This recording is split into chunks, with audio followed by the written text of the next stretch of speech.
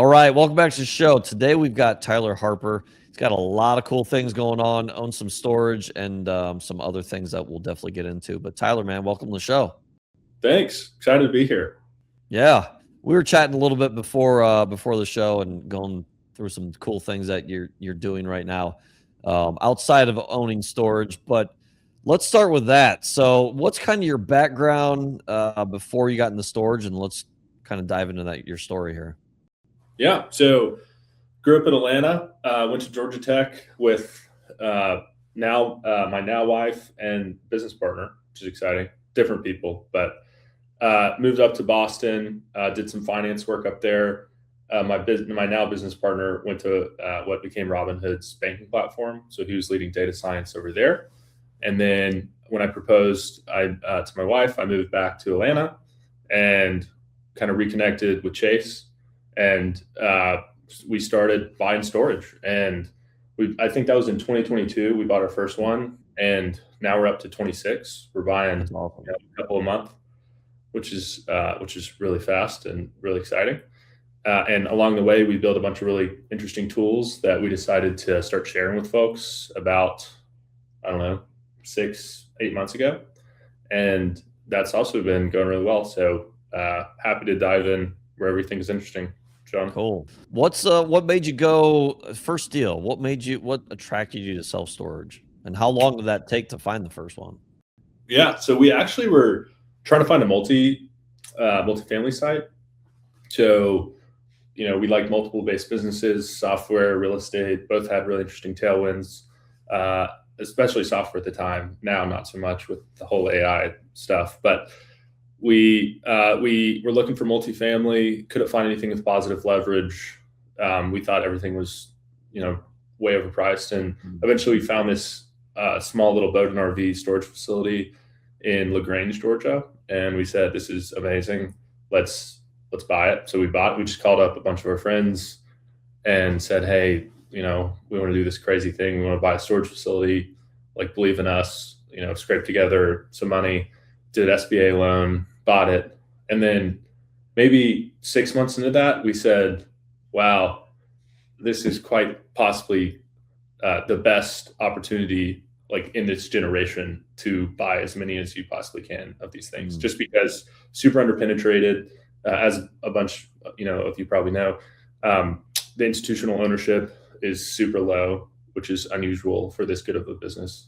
The tertiary storage is even less. And a lot of people, it's hard to run at scale just because the footprints are so small. So we spent the next couple of years building software that allows us to run these things really well and never looked back. So we spent probably 2 years after that while building the software, trying to find capital.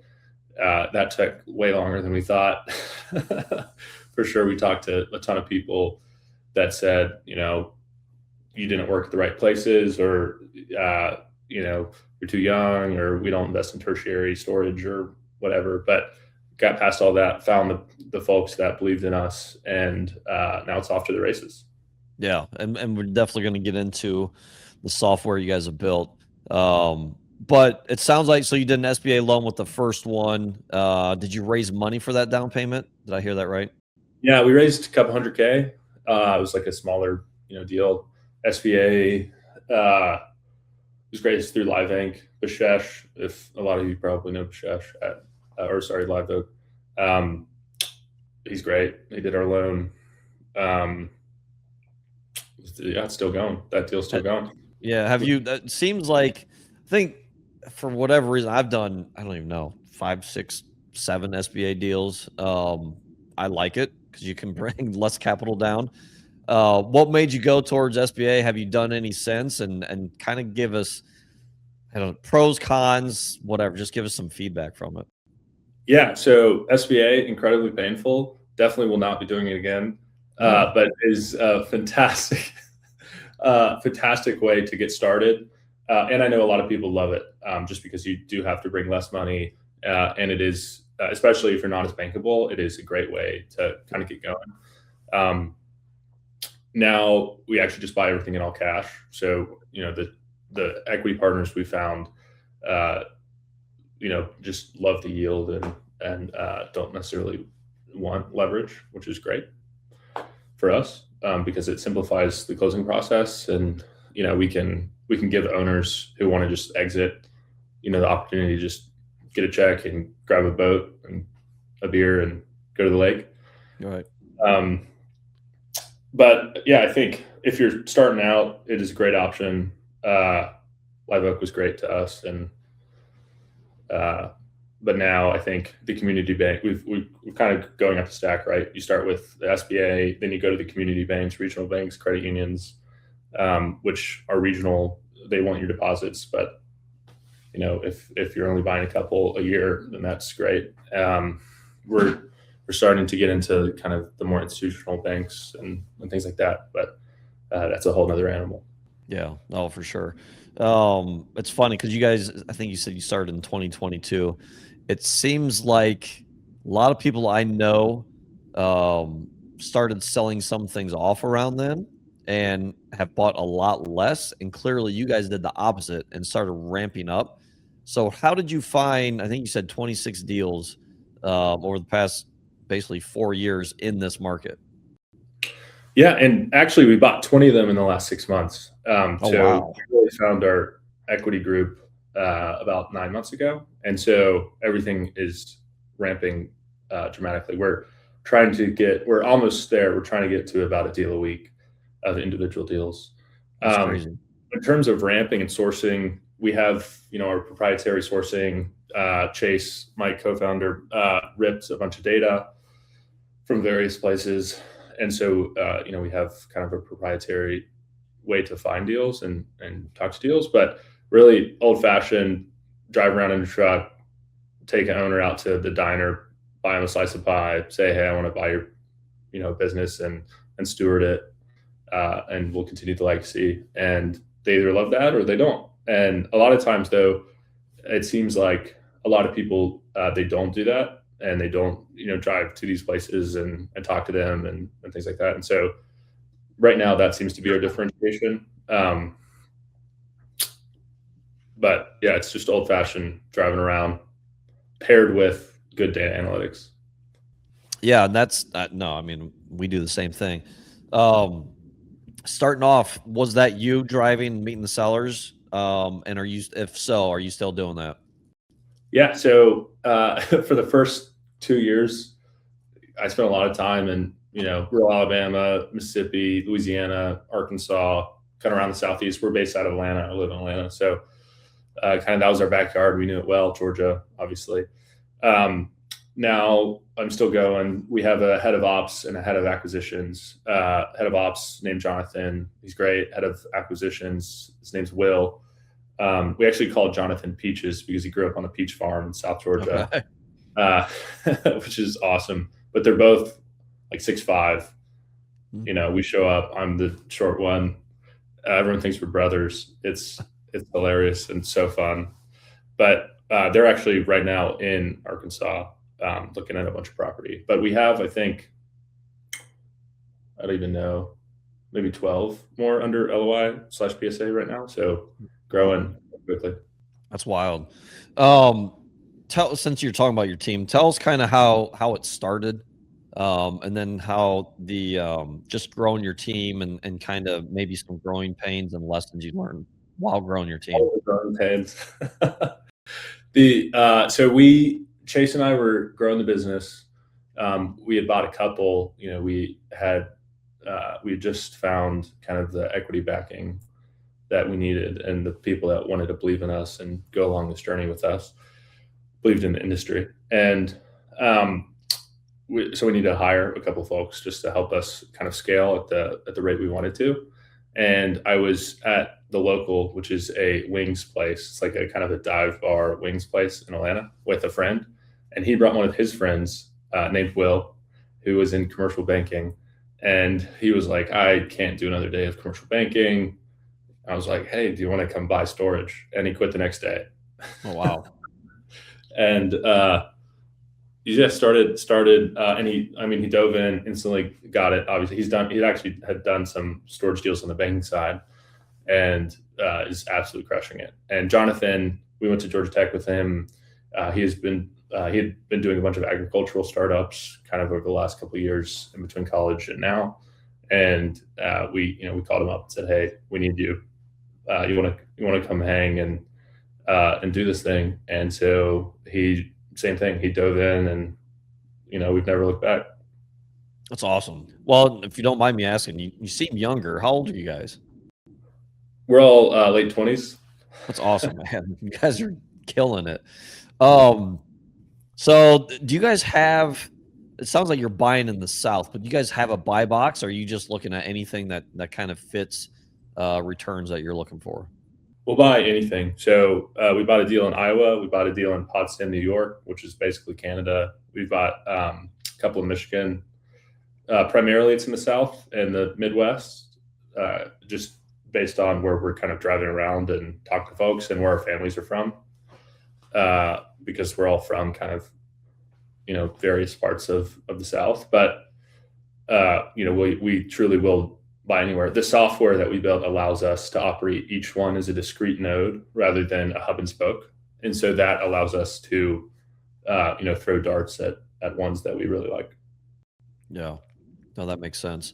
Do you have a buy box, or can you kind of talk what you're looking for, especially with returns? Yeah, sure. I So don't know how far you can go into that, but yeah, I can talk high level though. So the number one thing we care about is unlevered yield on cost. And the reason why we don't track a IRR or a MOIC or something like that is you can mess with those numbers just based on, like, IRR is time based. Obviously, MOIC is the opposite. The longer you hold, the lower the MOIC goes down, versus the yield on cost, especially if it's trended, shows you how much cash relative to how much you're spending, right? You're getting. And so we care a bunch about that number. And so when we go in to a facility, we'll talk, we'll obviously meet the owners. We only want to work with owners that we like and, trust. And typically it's also vice versa. They want to sell to someone that they believe in, and, they might not want to sell to like a larger institution. And so we'll talk to them. They'll, we'll get to the numbers. We just need to meet our unlevered yield targets, and typically that allows us to meet their price. And if those two things happen, then we'll buy it and close, 60 days later. yeah, that's awesome. Are these mostly value add, or all value add, or some of them, I don't want to say retail, but are some of them less kind of running smoothly to where you guys are just plugging in your systems and making it a little bit better? We've done all of the above. So we've done ones that are in dire need of help and everyone knows it. We bought ones that are running incredibly smoothly, and the owner lives there and knows the entire town and paints it every year. And, so it's really a gambit. There's pros and cons about buying both of those. But truly we have flexibility to, figure out, hey, let's make this work for both of us. We can close quickly. Let's make a deal. And typically, I think on all the ones we bought in the last 6 months, we've been one of one on, meaning we've been the only, purchaser at the table. And, I think everyone's had a great experience. That's awesome. So let's kind of transition here to the stuff you guys are building, have built, and kind of take us through that. So you've built some software and AI call center. How did you guys just decide, you know what, let's build some storage software and see what this looks like? How did that kind of just happen? Yeah. So when we bought our first one, we knew that we needed like world-class process and that can mean a lot of things. I can kind of go into what that means to us in a second, but we need world-class process in order to escape our fixed costs and actually go and buy in these non-class A markets at scale and operate. And so what does that mean? That means scaling your headcount sublinearly, meaning when you buy one, you don't need to hire a commensurate level of headcount at whatever the corporate office is. And so we said, okay, how do we do that? Chase, in his prior life, his team was 8 people, and they serviced hundreds of thousands of credit card customers, which is actually not that different from a process standpoint. So we started building some of the same systems he built over there, and we were kind of looking at what are the different cut points of service. What do we want our brand standard to be? How can we kind of do this in such a way that allows us to grow with lower headcount? And so we worked backwards from there, and we built a reporting tool on our current call center. We tried some of the big ones. We tried offshore, we tried onshore, building our own, and nothing really seemed to work. So we built a reporting tool, kind of reviewed all of those calls, and said, I think we can do better. So we built the voice AI. That was about a year and a half ago. That worked really, really well, kind of day one. So we replaced it everywhere. And that has expanded now to vendor management. So automating all of your vendor processes, having your vendors take photos and videos of everything to make sure that they're actually doing what they say they're doing. And that can be, for walkthroughs, that can be for gate repair people, that can be for door repair people. So kind of the full gambit. Putting AI on all your video cameras, and all of this info kind of goes into the same data model. And then you can take agentic action from that now structured data. So you can say, person A in my call center isn't being as effective as person B in this section of calls, or hey, my vendor is always late. We need to find a new vendor, or hey, vendor B isn't even going to the site, which happens a surprising amount. And so kind of floating that up to the actual decision maker is super important without having kind of this layer of headcount going in and randomly sampling. And so what does this actually give you? This gives you the ability to trust the data in your FMS and say, okay, everything in the FMS is actually what's happening on the ground. And I don't have to go and check it all the time anymore, just because all these photos and videos are coming in constantly. And then right now we're managing all 26 of our stores with one person. And so it just gives you, a wild amount of leverage from that standpoint. Yeah. Well, and you touch on a ton of things that obviously your software is doing, and you've got an AI call center. It's unique because I think, at least from what I know and what you guys have built, it's the first storage operators that have built an AI kind of centric platform, right? There may be others, just none that I know of that are, doing well, I guess. So obviously there's the call center in there, and kind of take us through. I know and I've got a lot of friends that are hesitant using the AI call center. How is yours different, or is yours different from others that maybe we've ran into? Yeah, for sure. So one, I'll say the cross section between storage owners and world-class data scientists are very small, and so the ability to actually feel the problem and then have the team to go execute, I think we're basically one of one in that standpoint. So that's one. Two, we have access to world-class engineers just because of Georgia Tech. So we have 6 onshore engineers now. They all came from Facebook, Google. Our product manager came from Microsoft. So world-class team, literally building just for storage.